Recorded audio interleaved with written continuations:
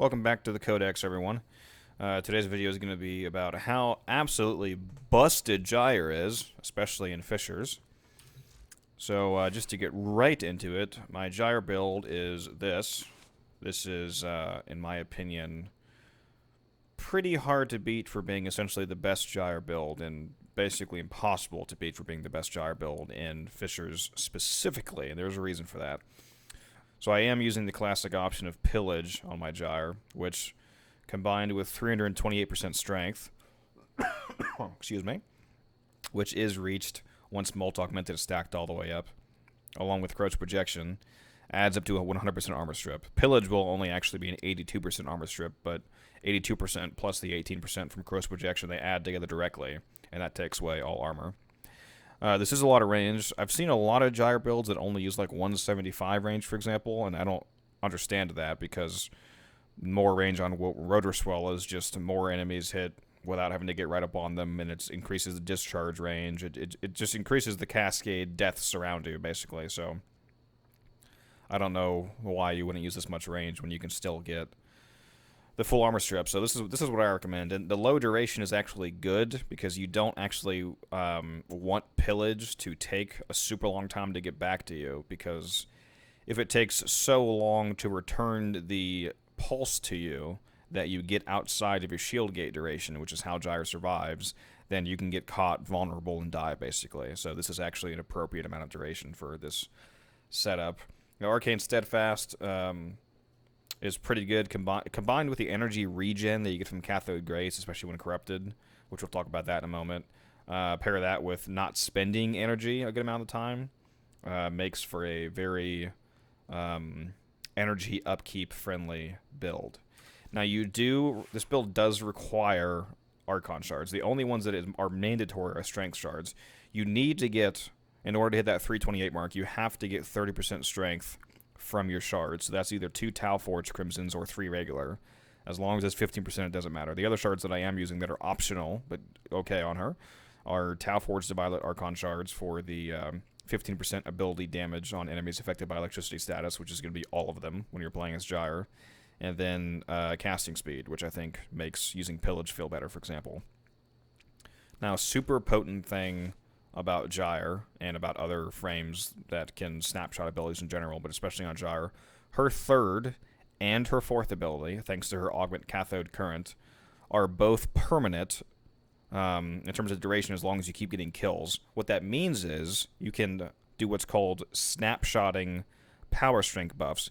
If you take this build to a fissure and you get corrupted to double your strength, which on this build again is 328%, so 328 times 2, so over 600% strength, like 654% strength or whatever that would be, you can keep that permanently on these abilities, not just for the duration of the buff, but permanently, because once you cast an ability, it maintains the level of strength that it had when you cast it, regardless of losing the buffs, for as long as the ability stays up.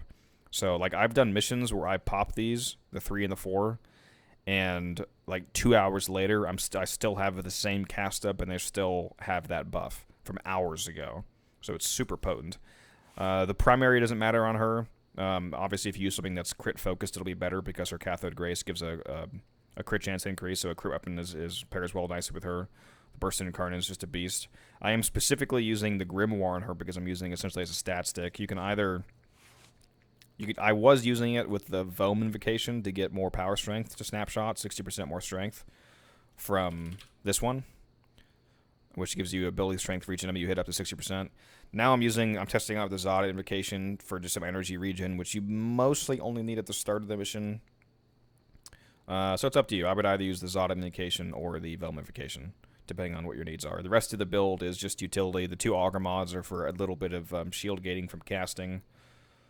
Prime Fulmination obviously lets you hit more enemies, which makes it easier to stack the invocation mods because it's dependent upon the amount of enemies that you hit, and then the rest of the mods are just multi-shot and fire basically to make the alt fire recharge faster. I am using Amalgam Barrel Diffusion instead of regular Barrel Diffusion simply because I think the 60% dodge speed is just feels nice.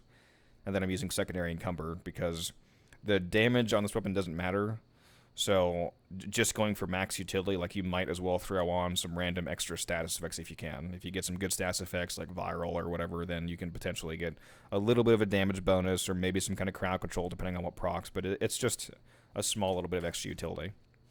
And then the Zorus, especially given the fact that you're going to be stripping enemies' armor off, and combine that with melee influence, is just absolutely, I mean, it's nutty. It is absolutely nutty. You do want to obviously change the smite mod for whatever you're going to currently be fighting. Like in this case, it's going to be a lot of corrupted, so I'll put that in there. I do have Riven. This Riven replaces Corrupt Charge, so you would just put Corrupt Charge in the slot, basically. And then the build would be usable by anybody if you have no Riven. So now let's go and show how crazy that she is. If you want to skip ahead a few seconds to him in the mission, that's fine. I'm gonna pop on some Mesa Neuroptic relics here. See if I can grab some of those. Trying to get some sets lately to sell. But yeah, if you haven't used Gyre, which seems to be a lot of players in my experience, you are really missing out. And you're about to see that firsthand because she is nutty. Gotta love that auto breach. Use some pillage to get my shields back. Got a little bit of energy here. I'll recharge this. Alt fire on the Grimoire. I'm gonna cast my 3. I'm gonna cast my 4. Now, pillage, like I said, won't be a full strip until you have that augmented stacked all the way up. You can skip that wait time by throwing out a Night Spectre, which is also extra strength. You can snapshot, by the way. When a Night Spectre links to you with Parasitic Link, it gives you a 28% multiplicative power strength increase, as in it increases your power strength by 28% of your full modded value. So that 28% link you see right here is giving me, on my current build, like over 60% strength alone. So it's absolutely wild. You see I went down there because I wasn't paying attention. Instantly got back up though, it's that easy. I made the mistake, so what just happened there was I made the mistake of casting her 3rd ability before there was actually enemies available to kill. So I wasn't able to get any duration added back on, and it goes on cooldown if you lose it too fast, basically. There's a 60-second cooldown after casting, so that's also why my Rotor Swell isn't refreshing, because it only refreshes while you have her 3rd ability Catholic Grace up. So it's all good. Now that I'm actually paying attention and using my pillage and whatnot, you basically never die as Gyre, except they're potentially toxin procs. There we go, so let's put 3rd and 4th back on. And now you can see, now it goes crazy. So the second I did that, my duration immediately skyrocketed because I killed so many people. Yeah, even so, yeah, it's been a minute and a half and I have 150 kills or so. I did not get corrupted, unfortunately. If I got corrupted, I could have shown you how crazy that is. So one super busted thing on Gyre is, since her 4th ability with the augment, it's not a channeled ability, and it's not like refreshable like Vex Armor. It gets duration added back to it from kills.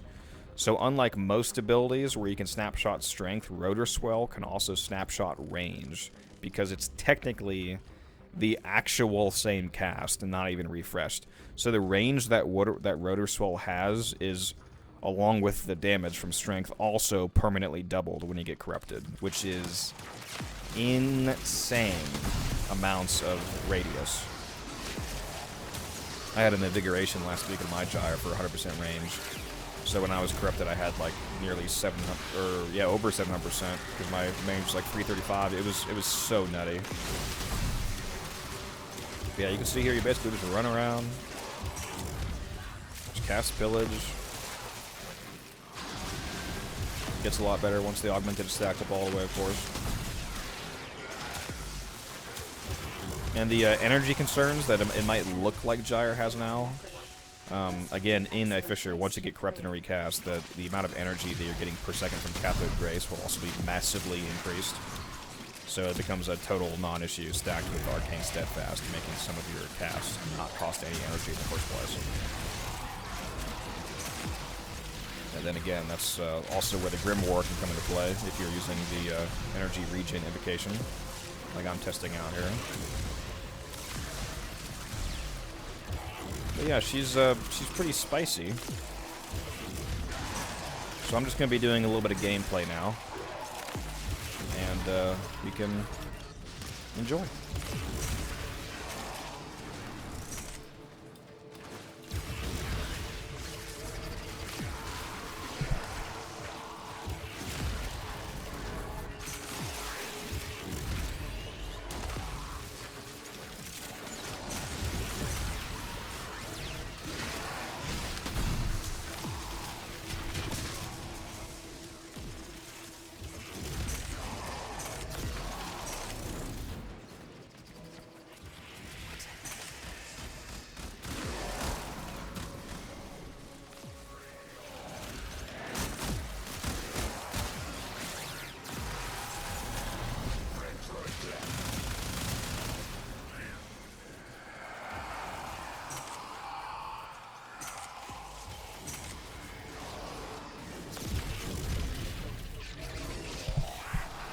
I will say, quick note, fun fact, speaking of snapshotting, on this mission in particular, Circulus and Lua's survival, or not Lua, Circulus and Uvarium on the moon, the what's he called, the lone guardian guy that wanders around here, when you're in his radius, he gives you 50% extra casting speed and ability strength, so that's another 50% strength that you could snapshot here if you cast your abilities while you're near him, and it's, again, a channeled ability or an upkept ability, like something Gyre has. You'll keep that strength permanently as well. So all these different things that you can stack together, you can get your strength way, way higher than your modded values and keep those permanently.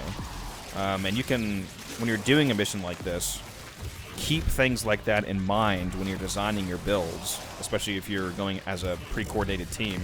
You can basically make your builds designed around the fact that you know you're going to get corrupted at some point. So, for example, even if we're just thinking about corruption as the only buff, whatever strength you have in your arsenal, in reality, is actually going to be doubled at some point when you get into the mission, at least in regards to your channeled abilities. So if you're like, oh, I need 250% strength to hit this you know, threshold for whatever the ability does. Oh, Masonry Optics, nice, exactly what I wanted. If you only had 125 strength, it's like when it's doubled, boom, that's 250. Or if you mod for 250 in the first place, it's like boom, now you have 500 when you're corrupted. So just keep that in mind, and you can really do a sort of really easy, simple min-maxing on your builds. The armor strip does work on these Thrax enemies too, which makes them super easy to kill, and especially if you have Matter Eye on top of that. You can pop Matter Eye to make your amp do tons of damage to the Ghost Form, and it's easy as that.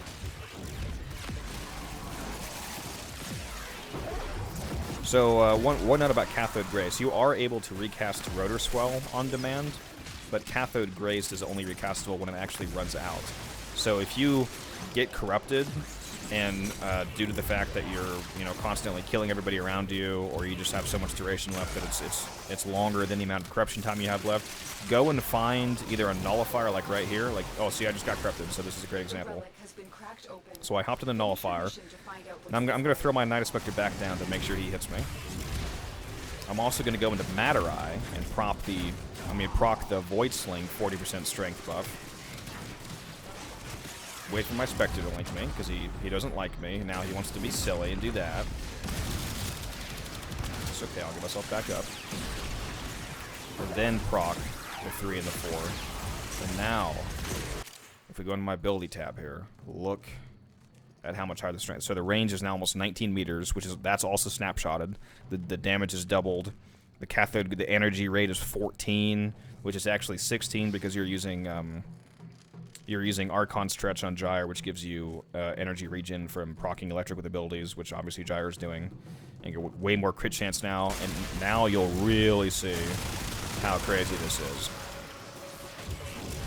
You can see her electric procs are now red critting enemies all around me and from way farther away. It's devastating. The only weakness that this build has is the 2 acolytes that can corrupt you. Not corrupt you. That can nullify you, which is Violence and, who is it? Angst? Whichever one is the one that summons the shadows, because he can summon a shadow of Violence. and Violence has the ability to nullify you. There is a really cool way to get around that problem, and that is if you're playing in a coordinated team, or at least you have one other person, if somebody subsumes Banshee's Silence onto their Warframe, yeah, I know Silence again, just like how Silence was used for the stealth video. If you put Silence on a Warframe, that actually nullifies enemies. It makes Acolytes not able to cast any of their abilities. It turns off Xmas auras. It makes Necromechs not able to use their abilities, like in Deimos, for example. It's a very useful ability. And yeah, you can see just the electric procs here messing up this. Yeah, just messed up. I didn't even shoot him. Just the electric procs coming off my Gyre. Come out with the armor strip, just completely annihilated that Acolyte. But yeah, using Banshee's Silence. Right before the Acolyte spawns in, have whoever has Silence on use Silence, and then boom, they can't cast anything. They can't teleport. They can't nullify you. They can't do anything. Now, the guy who summons the shadows, for some reason, he still summons the shadows. But the shadow of Violence that he summons will be nullified himself. So regardless, it's not a problem, because none of them can do anything to you. They can't put a bubble on you. They can't nullify you. Can't teleport you. He can't do the Hydroid wave. None of that. So that's how you can get around the problem of, you know, worrying about being nullified. Another tip that I like to do is I wait for, like, one of those two Acolytes to be the one that's coming, and then when I see them, I throw down my crewmate here, and my crewmate has a Q-Bizarre. He just messes everybody up. He messes up Acolytes, he messes up Necromechs, anything in the game, basically. He's great in elite Deep Arc and Media. Just overall fantastic. So yeah, I'm going to just again give you another minute or so here. We'll go to like the 10-minute mark, show you some more gameplay of this boosted Gyre here. And then I think we'll end the video there. Anyways, I hope you enjoyed. I love Gyre. If you haven't, I just earned 100,000 focus. Wow, that's crazy. Wow, that's a crazy amount of focus in 45 seconds. Holy. Anyways, hope you enjoyed the video, and if you haven't given Gyre a chance already, definitely do that. If you have any questions, I'd be happy to answer them, so let me know. And yeah, that's Gyre.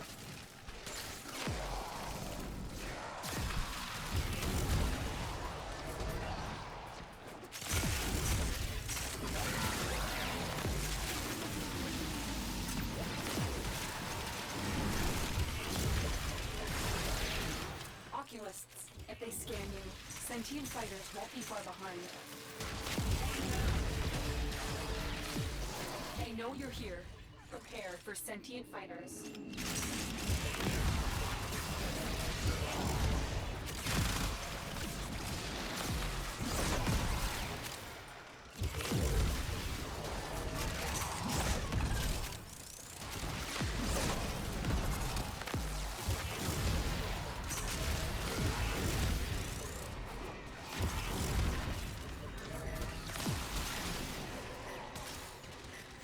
Treasure